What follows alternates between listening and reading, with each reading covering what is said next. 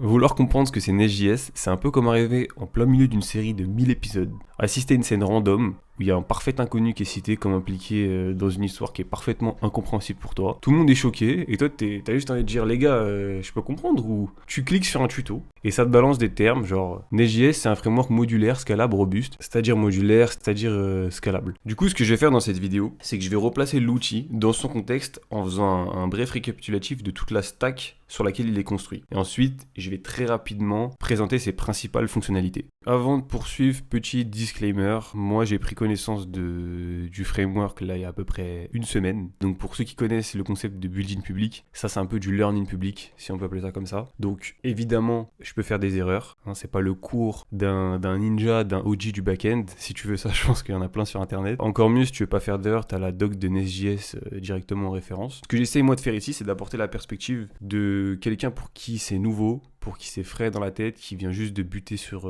les mêmes difficultés que toi tu pourrais rencontrer. Et du coup, je vais essayer de l'expliquer avec mes mots. Donc c'était juste un petit disclaimer pour expliquer un petit peu la logique dans laquelle je fais la vidéo et que tout le monde comprenne bien ma démarche. La première des choses qu'il faut comprendre, c'est le rôle qu'un serveur est censé remplir. Son but, c'est de renvoyer différentes réponses au client en fonction de la requête HTTP qu'il vient de recevoir. On va décomposer une requête HTTP pour bien comprendre. Ici, il y a deux choses qui vont nous intéresser sur la ligne d'en-tête. La première, c'est l'URI, et la deuxième, c'est le verbe HTTP. La combinaison de ces deux choses, ça s'appelle une route. Et en fait, développer un serveur, ça consiste uniquement à définir quelle réponse va être envoyée en fonction de quelle route.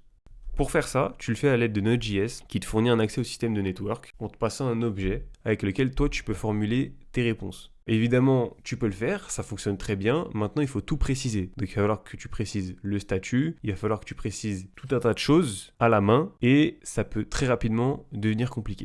Donc, pour nous aider à performer ces tâches génériques, il y a tout un tas de frameworks qui sont nés et notamment t'as Express. Donc ici, je vais mettre quelques exemples de tâches génériques qui sont performées avec Node et qui sont performées avec Express. Comme ça, tu vois bien la différence, tu vois qu'il y a un gain, il y a une amélioration et qu'il y a un gain de temps qui n'est pas négligeable. Et donc, il faut savoir que Express, c'est pas le seul framework de Node, il y en a d'autres, notamment il y a Fastify. Nest.js, il est construit par-dessus ces frameworks. Techniquement, on peut le configurer pour qu'il supporte n'importe lequel. Maintenant, nativement, lui, il supporte Express et il supporte Fastify. À côté de ça, Nest.js, on dit qu'il supporte nativement TypeScript. Le JavaScript, à la base, il faut savoir qu'il n'est pas typé. Tu peux déclarer n'importe quel type de variable. Dedans, tu mets une string, tu mets un int, tu mets un float, tu mets ce que tu veux. Et c'est pas le problème de JavaScript. Ça, évidemment, c'est pratique, mais ça peut causer tout un tas de problèmes quand tu commences à scaler une app et pour t'y retrouver, etc. Et donc, TypeScript, c'est quoi? C'est tout simplement du JavaScript avec des types.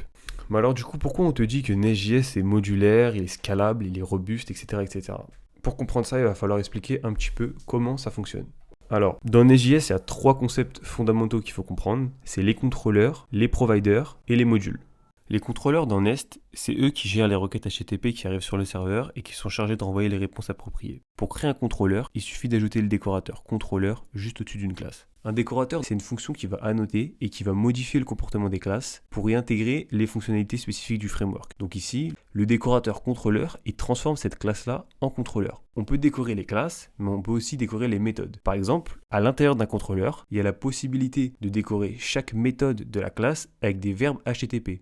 Donc get, post, put, delete, pour gérer les différentes routes. Ensuite, Nest, il va déclencher automatiquement la méthode qui correspond dès qu'une requête est reçue sur cette route. À l'intérieur de ces décorateurs-là, on peut spécifier un segment d'URI pour affiner le chemin d'accès. C'est aussi possible de décorer les paramètres des méthodes pour accéder à différents aspects de la requête. Par exemple, avec body, on peut accéder au corps. Avec param, et quand on met le nom du paramètre à l'intérieur, on peut accéder à un paramètre spécifique. Chaque retour des méthodes qui ont été décorées avec un verbe HTTP, ça va être le body de la réponse du serveur.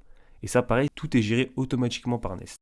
En plus des contrôleurs, tu as les providers. Donc les providers, souvent, ils sont aussi appelés services. C'est des classes qui contiennent des méthodes qui sont réutilisables dans toute l'application. On utilise le décorateur injectable pour les définir. Donc comment ça marche? Chaque classe qui est marquée par le décorateur injectable, comme son nom l'indique, elle peut être injectée dans le constructeur d'une autre classe pour permettre à cette classe-là d'accéder à toutes les méthodes de la classe injectable. Et donc généralement, tu vas mettre les fonctions que tu veux utiliser au niveau des routes que tu auras définies dans les contrôleurs. Donc comment tu injectes une classe dans une autre? Tu la donnes un paramètre à son constructeur. Donc pour finir, tu as les modules. Un module, c'est une classe donc, qui est annotée avec le décorateur module et qui va encapsuler un ensemble cohérent de fonctionnalités. Ça va regrouper les contrôleurs, les providers et également d'autres modules. Les modules, c'est vraiment les blocs de construction fondamentaux d'une application de Nest.js. C'est eux justement qui incitent à la modularité, à l'évolutivité et à la robustesse en permettant une organisation claire et structurée. C'est pour ça qu'on parle de modulaire, scalable et robuste. C'est parce que Nest.js justement contraint à organiser son app d'une certaine manière, alors que si on utilise juste Express tout seul, ça offre plus de liberté dans la façon de structurer l'application, mais ça peut aussi accroître le risque de complexité et de problèmes au fur et à mesure que l'application évolue. Donc voilà pour la petite présentation de Nest.js. On se retrouve dans une prochaine vidéo dans laquelle je présenterai sûrement ce que je viens d'apprendre en front, donc c'est-à-dire React et Next avec un X, Next.js cette fois-ci.